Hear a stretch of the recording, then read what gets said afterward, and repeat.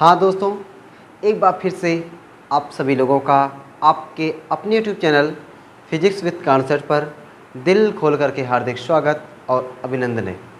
दोस्तों, आज की इस सुपर डुपर क्लास में हम सभी लोग गोली अचालक के कारण, एक समान रूप से आवेशित गोली अचालक के कारण वैद्युत क्षेत्र की तीव्रता का सूत्र निकालने वाले हैं। तो शुरू हो जाइए भाई, कॉपी और पेन निकाल लीजिए, एक सुंदर सा नोट्स साथ साथ बनाते रहिए, साथ साथ चीज़ों को समझते रहिए और बढ़िया तरीके से सुपर डुपर तरीके से तैयारी को अभी से करते रहिए। ठीक है, चलो भाई समझते पहले हम लोग कि अचालक क्या होता है। मैंने जब से चालक अचालक नाम लिया है तब से आपको बताते चला आ रहा हूँ कि चालक जो होता है उसको आवेश देते उसके बाहरी पृष्ठ पर, जबकि जो अचालक होता है उसको आवेश देते हैं वह उसके आयतन में, उसके पृष्ठ पर एक समान रूप से फैल जाता है। तो अब की बार क्या है, अपना कोई गोली अचालक है। क्या है? कोई गोली अचालक है। देखो मैंने ये क्या बना दिया, कोई गोली अचालक। ये दोस्तों मैंने बना दिया कोई गोली अचालक है। अगर ये गोली अचालक है तो इसको आवेश देंगे तो वह आवेश क्या होगा, वह आवेश क्या होगा, वह आवेश इसके आयतन में, वह आवेश इसके आयतन में एक समान रूप से फैल जाएगा। फैल जाएगा कि नहीं? एकदम फैल जाएगा। मान लेते दोस्तों ये जो गोली अचालक हमने बनाया है इसका जो केंद्र है वह केंद्र है कैपिटल ओ, इसका केंद्र है कैपिटल ओ और त्रिज्या है कैपिटल आर। केंद्र है कैपिटल ओ, त्रिज्या है कैपिटल आर। अब इस गोली अचालक के कारण वैद्युत क्षेत्र की तीव्रता कितनी जगह यहाँ पर निकाल सकते हैं? 3 जगह यहाँ पर। कितनी जगह यहाँ पर निकाल सकते हैं? 3 जगह यहाँ पर। और 3 जगह यहाँ कहाँ कहाँ पर? एक तो पहले बाहर, एक तो पहले दूसरा पृष्ठ पर और तीसरा अंदर कहीं, तीसरा अंदर कहीं। तो पहले हम लोग क्या करते हैं, बाहर निकालते हैं। पहले हम लोग क्या करते हैं, बाहर निकालते हैं। तो पहले अपनी हेडिंगाँ डाल देते हैं प्यारी सी। ठीक है, प्यारी सी हेडिंग हमने यहाँ पे डाल दिया, बाह्य बिंदु पर, बाह्य बिंदु पर। अब दोस्तों जब हमको बाह्य बिंदु पर निकालना है, ठीक ना, बाह्य बिंदु पर निकालना है तो हम लोग क्या करेंगे, जहाँ पर निकालना है वहाँ से होकर जाता हुआ कोई हम एक पृष्ठ बनाएंगे। तो मैं बिंदु, बाह्य बिंदु यहाँ बना दे रहा हूँ। अब यहाँ से होकर जाता हुआ, यहाँ से होकर जाता हुआ हम लोग क्या करेंगे, एक गॉसियन पृष्ठ बना देंगे। हमने क्या कर दिया, एक प्यारा सा नन्हा सा गॉसियन पृष्ठ बना दिया। इसको हम लोग क्या कहेंगे, इसको हम लोग कहेंगे गॉसियन पृष्ठ। क्या कहेंगे इसको हम लोग, गॉसियन पृष्ठ कहेंगे। अब ये जो गॉसियन पृष्ठ हमने बनाया इसकी जो त्रिज्या है वह इसकी त्रिज्या है स्मॉल आर। इसकी त्रिज्या क्या है, स्मॉल आर। अब दोस्तों मान लो कि हमको यहाँ पे इस बिंदु P पर हमको वैद्युत क्षेत्र की तीव्रता चाहिए, इस बिंदु पर हमको वैद्युत क्षेत्र की तीव्रता चाहिए। तो हम क्या करेंगे, यहाँ पर एक छोटा सा पृष्ठ ले लेंगे। छोटा सा पृष्ठ है, छोटे क्षेत्रफलवा का जो क्षेत्रफल होगा, देखो ऐसे ये लंबवत dA वेक्टर है ना। अच्छा, ये प्लस आवेश है, प्लस आवेश के कारण वैद्युत क्षेत्र प्लस से दूर, प्लस आवेश के कारण वैद्युत क्षेत्र क्या हुआ, प्लस से दूर हो गया। ठीक है, इतनी कहानी तो उसमें भी थी। और नहीं, इतनी ही नहीं, अभी और अगवा जितना पढ़ाएंगे ना बहुत कुछ मिलने वाला है, बहुत कुछ मिलने वाला है इससे पहले वाली क्लास वाला। अब क्या लिख दें, यदि अल्पांश पृष्ठीय क्षेत्रफल से होकर गुजरने वाला वैद्युत फ्लक्स डी फाई ई हो तो, चलो, यदि अल्पांश पृष्ठीय क्षेत्रफल, यदि अल्पांश पृष्ठीय क्षेत्रफल, यदि अल्पांश पृष्ठीय क्षेत्रफल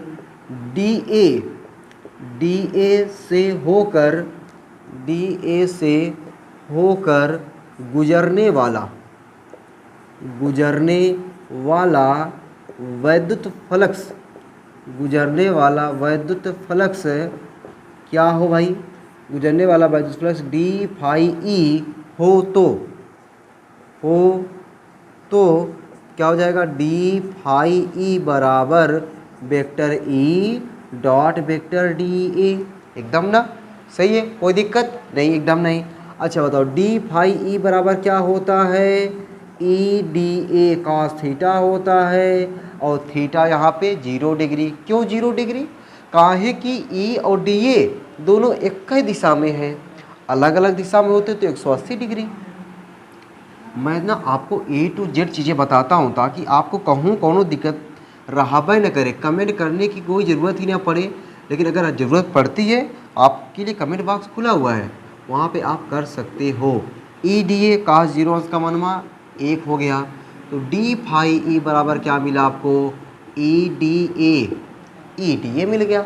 अच्छा ये जो आया है वैद्युत फ्लक्स है छोटका से पृष्ठ से होकर गुजरने वाला है, हमको का चाहिए पूरा से, और पूरा का क्षेत्रफलवा का है ए, हमको ए क्षेत्रफल से होकर गुजरने वाला वैद्युत फ्लक्स चाहिए। तो क्या कर दें, समाकलन कर दें, संपूर्ण पृष्ठ से गुजरने वाला वैद्युत फ्लक्स, संपूर्ण पृष्ठ से गुजरने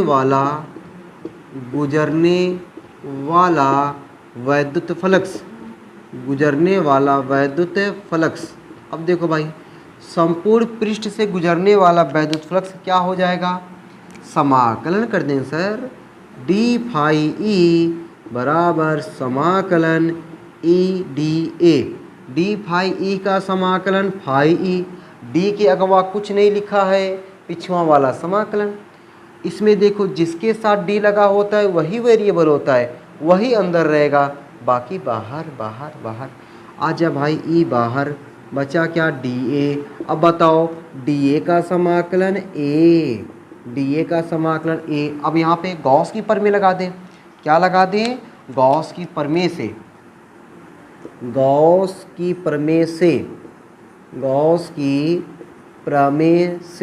और गॉस की प्रमेय क्या है वो तो याद है ना, किसी बंद काल्पनिक पृष्ठ से गुजरने वाला वैद्युत फ्लक्स समस्त आवेश का 1/ε0 गुना होता है।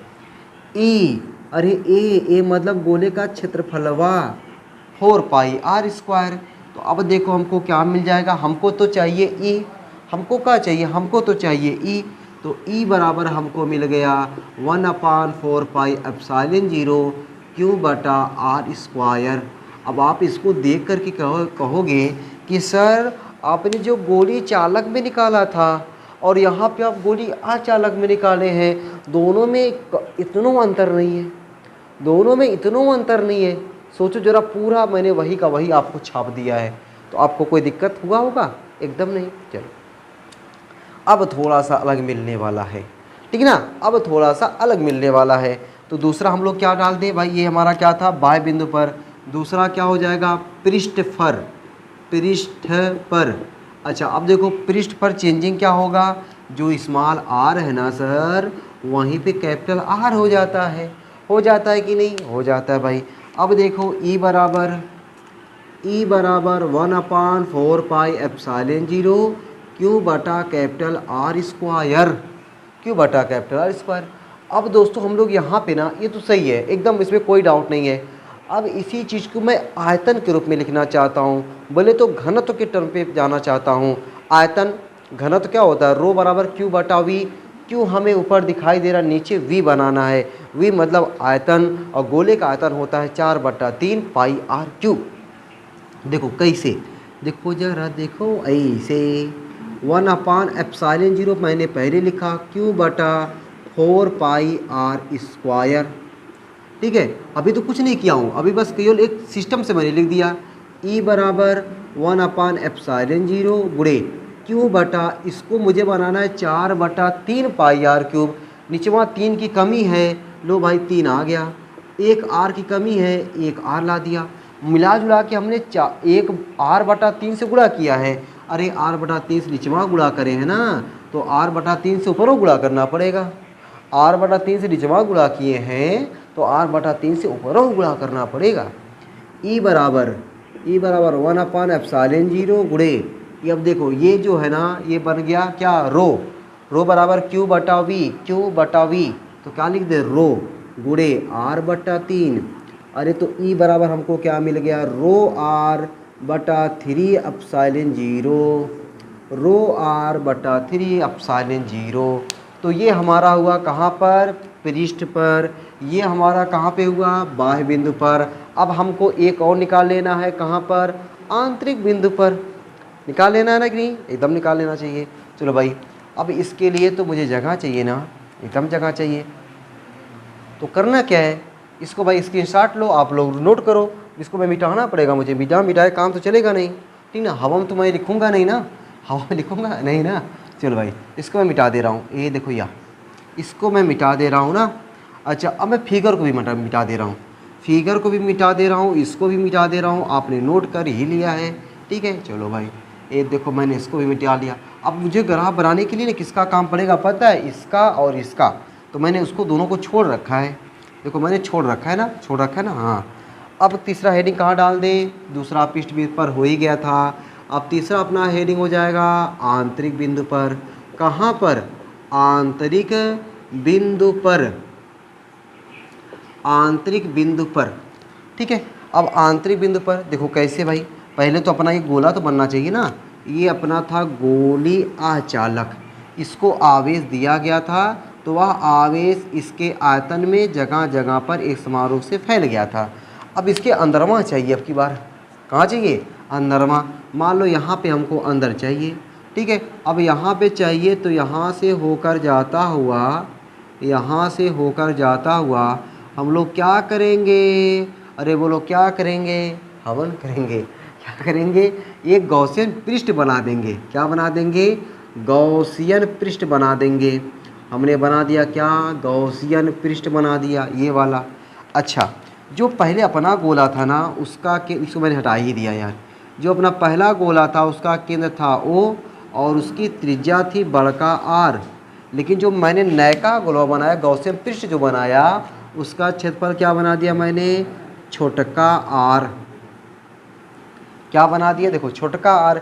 छोटके वाले गोलवा का क्षेत्रफल छोटके वाले गोलवा का त्रिज्या छोटका R, और जो अपना गोला है आचालक वाला, उसका त्रिज्या क्या है, बड़का R, ठीक है। अब हमको क्या करना पड़ेगा, यहाँ से होकर जाता हुआ कोई पहले छोटा सा पृष्ठ ले ले, ठीक है ना। छोटा सा पृष्ठ ले लें। चलो भाई, मैं छोटा सा पृष्ठ दिखा दूँ क्या, ये देखो यहाँ पे मैंने दिखा दिया। ये छोटा सा पृष्ठ भाई, यहाँ मान लो बिंदु P है, इसी बिंदु P पर हमको क्या चाहिए, वैद्युत क्षेत्र की तीव्रता चाहिए। यहाँ पे छोटा सा पृष्ठ बनाओ चाहे मत बनाओ, चलेगा आपकी बात, ठीक ना। अब देखो भाई, अब ये जो छोटा सा अल्पांश, या डायरेक्ट मैं लिख दूँ R त्रिज्या के, स्मॉल R त्रिज्या के। अब ये आंतरिक बिंदु हेडिंग है, ये फिगर बनाना है, ठीक है। अब इसका डेरिवेशन मैं कर रहा हूँ, कैसे निकलेगा वैद्युत क्षेत्र की तीव्रता उसका। स्मॉल R त्रिज्या के, स्मॉल R त्रिज्या के गॉसियन पृष्ठ से, स्मॉल R त्रिज्या के गॉसियन पृष्ठ से गुजरने वाला वैद्युत फ्लक्स, गुजरने वाला वैद्युत फ्लक्स, गुजरने वाला वैद्युत फ्लक्स। अब देखो वैद्युत फ्लक्स कैसे निकालेंगे, फाई ई बराबर क्यू डैश बटा एप्सिलॉन 0। लो भाई, क्यू डैश कहाँ से आ गया सर, अभी तक तो क्यू था, ये क्यू डैश कहाँ से पैदा हो गया। देखो जरा, ये पहले जब कैपिटल R त्रिज्या था ना, तो पूरा आवेश वहाँ तक बहला था। अब छोटका R यहाँ वाला गोला तो कुछ कम हुआ ना, जिसका मतलब यहाँ वाले आवेशवा छूटे कि नहीं छूटे, छूट गए। तो कम हुआ कि नहीं, अब कम हो गया, तो कम कितना हुआ वो नहीं पता, मैंने मान लिया क्यू डैश। अच्छा, अब फाई ई की जगह पे मैं लिख सकता हूँ ई ए कॉस 0 अंश बराबर क्यू डैश बटा एप्सिलॉन 0। भैया इसका छोटा सा क्षेत्रफल क्या होगा, ऐसी दिशा, प्लस आवेश का वैद्युत क्षेत्र प्लस से दूर, दोनों एक ही दिशा में। ई ए का 0 अंश का मनवा 1 बराबर क्यू डैश बटा एप्सिलॉन 0, ठीक ना। तो अब देखो ई ए बराबर क्यू डैश बटा एप्सिलॉन 0। ए की जगह यहाँ पे 4 पाई R स्क्वायर बराबर क्यू डैश बटा एप्सिलॉन 0। ई बराबर 1/4 पाई एप्सिलॉन 0 क्यू डैश बटा R स्क्वायर। अब हमको जिस तरीके से हमने इसको चेंज किया ना, उसी तरीके से हमको इसको भी बदल देना है, रो के पदों में बदल देना है। अब देखो दोस्तों कैसे बदलते रो के पदों में, तो E बराबर 1/एप्सिलॉन 0 गुणे क्यू डैश बटा 4 पाई R स्क्वायर। हमको क्या बनाना है, आयतन। आयतन का सूत्र क्या होता है, 4/3 पाई आर क्यूब। तो ई बराबर 1/ε0 गुणे क्यू डैश बटा 4/3 पाई आर क्यूब। अरे निचवा r/3 से गुणा किए हैं तो हमको ऊपरों गुणा करना पड़ेगा कि नहीं पड़ेगा, करना पड़ेगा, तुमने कर दिया। ई बराबर 1/ε0 गुणे क्यू बटा वी। अरे रो के बराबर रो आर, रो बटा रो गुणे r/3, सही ना।